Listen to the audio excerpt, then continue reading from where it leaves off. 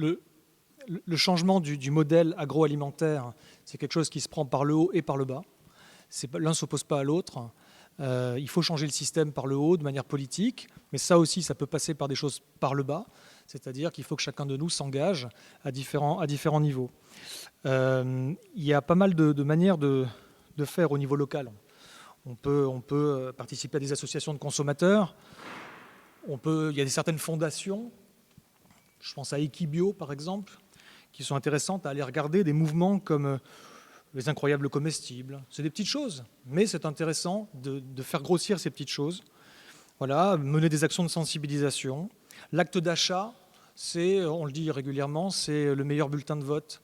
C'est, à mon sens, on a beaucoup plus de pouvoir en démocratie lorsque l'on a fait un choix d'achat que lorsqu'on met un bulletin une fois tous les X années dans une urne, à mon sens. Et puis, il y a, par exemple, des choses comme écrire aux marques ou aux distributeurs, leur écrire au service client ou les contacter. Parce que moi qui ai travaillé un petit peu dans ce domaine-là, je peux vous dire que ça a l'air con, mais ils font vraiment attention à ça. Alors évidemment, il faut qu'il y ait un certain nombre de gens qui appellent, mais pas tant que ça. Si une marque comme Auchan va recevoir 100 coups de fil en un mois en disant « mais moi ce produit-là, je suis désolé, mais il vient d'où, machin, c'est honteux, c'est bidule », ils vont aller voir. Je ne dis pas qu'ils vont forcément le virer de leur rayon, mais ils vont aller voir, ils vont essayer d'améliorer le truc, vraiment. Et donc, c'est aussi un pouvoir que l'on a. Et puis, écrire à son député. On ne le fait jamais, ça. On peut écrire à son député. Tout ça, ce sont des pouvoirs que l'on a, qu'on n'utilise pas parce qu'on n'est pas habitué. Il faut se mobiliser, parce qu'au bout d'un moment, ça ne viendra pas tout seul.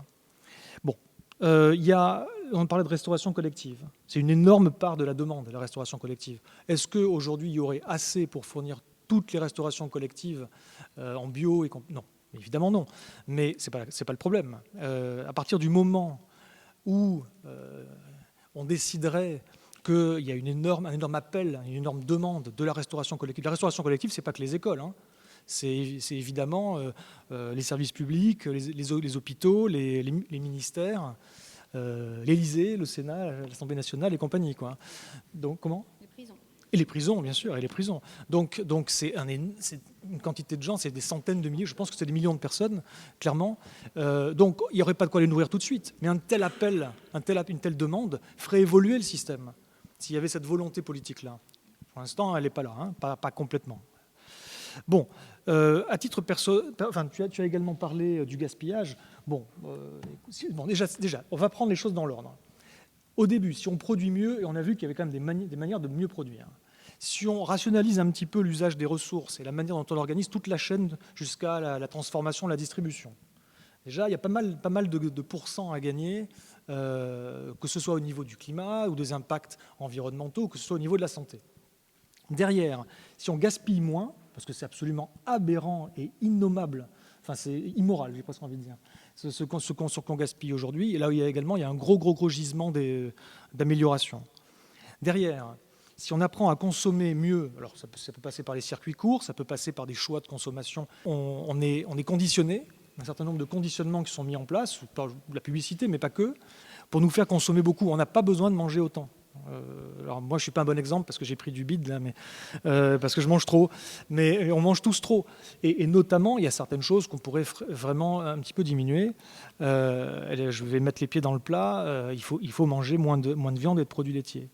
Donc, c'est pas la peine de tous devenir végétariens ou végétaliens, mais il faut en manger moins.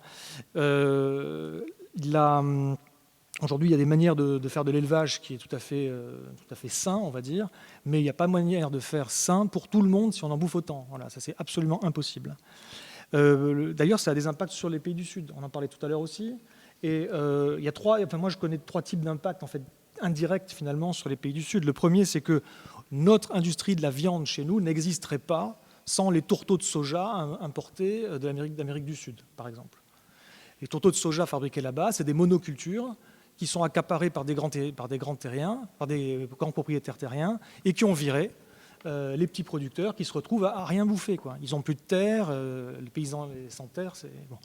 Donc déjà, il y a cet impact-là. Sans parler de la déforestation que ça implique, parce que c'est souvent en allant bouffer sur la forêt qu'on fait pousser le soja.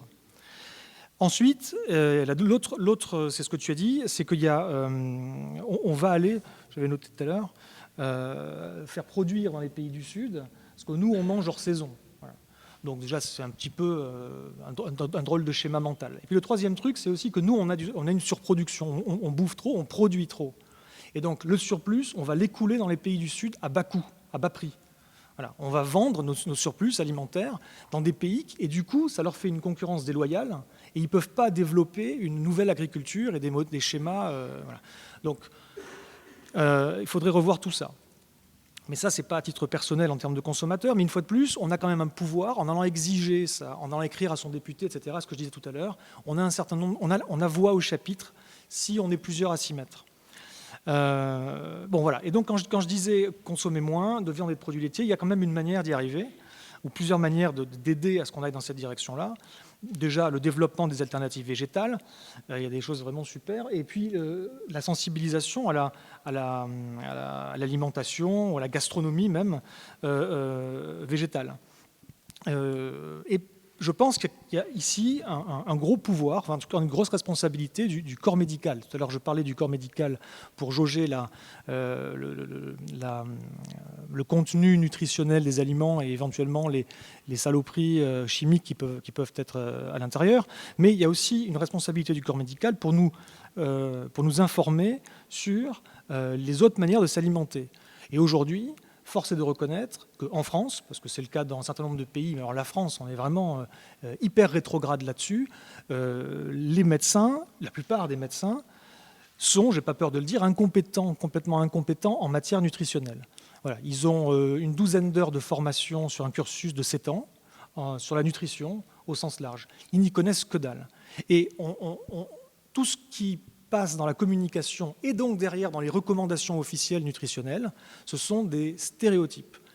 Donc aujourd'hui, il est tout à fait possible d'être végétarien, même si on veut aller jusque-là, mais en tout cas au moins de diminuer sa consommation de viande mais massivement en ayant et de produits laitiers, en ayant un régime tout à fait équilibré. Il serait temps de le dire, parce qu'aujourd'hui, quand on regarde les recommandations officielles, c'est pas ça qu'on voit, c'est pas de la science. C'est le travail des lobbies. Derrière le lobby laitier, le lobby de la viande, c'est à peu près les mêmes, le lobby du sucre, le lobby du machin, du bidule, qui vous disent il faut manger de la viande et des poissons et du machin et tout à quasiment tous les repas. Il faut 3 produits laitiers par jour, etc. Non, mais c'est une aberration. Scientifiquement, c'est une aberration. Et il serait temps donc de remettre à jour, je pense, la nutrition, faire un état des lieux de la connaissance scientifique sur la nutrition, puis derrière le décliner en recommandations officielles. Et derrière diffuser aux professionnels de toutes les filières qui sont à ça. Puis derrière faire une campagne de sensibilisation aux gens également, en commençant par la restauration collective. Bon, dernier point, les résistances au changement, elles sont énormes. C'est plus facile de dire à quelqu'un t'arrêtes tu changes ta manière de vivre, t'arrêtes d'utiliser ta voiture, tu prends un vélo, t'arrêtes de voyager même, que de lui dire tu manges pas ton steak. Ah, le steak, c'est quelque chose, c'est inattaquable. Enfin, inattaquable, c'est pas vrai, il y a des gens qui évoluent, mais c'est très difficile. En tant que végétarien, je peux vous le dire, parce que je suis confronté à des je ne sais pas de convaincre tout le monde, mais je vois les réactions des gens face à mon végétarisme, et c'est quand même... voilà. Donc il y a évidemment une importance sociale, même peut-être anthropologique, dans le fait de consommer de la viande et éventuellement même d'en consommer beaucoup. On y voit derrière, on y met une couche culturelle où on y voit de la convivialité, comme s'il était impossible d'être convivial sans son steak. Non, mais c'est vrai, quoi. Il faut savoir... Comment ? La consommation de viande baisse, ouais, mais pas de produits laitiers, ou très peu. Comment ? Non, c'est tout. Bon, bref. Alors, il y a encore beaucoup de travail. Donc voilà. Donc il faut travailler là-dessus, je pense. Et je crois que j'ai fait. Ah non, je voulais dire juste un truc. C'est où c'était ? Attendez. Ah oui, voilà, oui. Voilà, typiquement. Non, mais je voulais juste en fait reboucler sur les GITAM.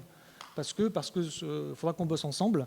Simplement parce que je pense qu'il y a dans ce que tu as raconté, il y a quand même pas mal de clés à développer, pas mal de clés pour changer les comportements. Et c'est exactement ça qu'il faut faire, voilà, je trouve.